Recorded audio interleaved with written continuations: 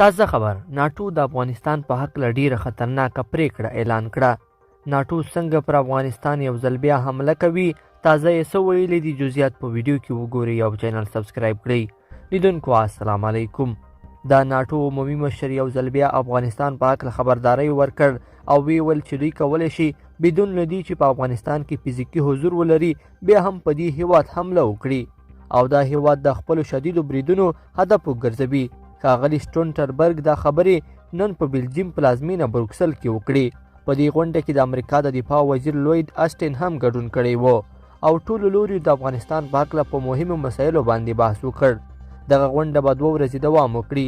د ناټو عمومي مشر سټولټنبرګ وویل چې موږ په دې خبرې وکړو چې څه ډول ډاډه شو چې افغانستان به یو ځل بیا د افراطي ډلو په یو مرکز او یو نړیوال ګواښ لاندې نه بدلیږي. هغه زیاته کړه چې په دې اړوند به د خپلو ټولو متحدینو سره ګډ کار کوي او پریکړه به وکړي. د ناټو عمومي مشر په خپلو خبرو کې وویل چې طالبان دوی ته مسؤل دي او باید دوی ته ځواب ورکړي. د ده په خبره چې که چیرې افغانستان یو ځل بیا د نړیوالو ترهګرو په مرکز بدلیږي نو دوی به همداسې نه کینی او د افغانستان په داخل کې به تروریستان له منځه یوسي.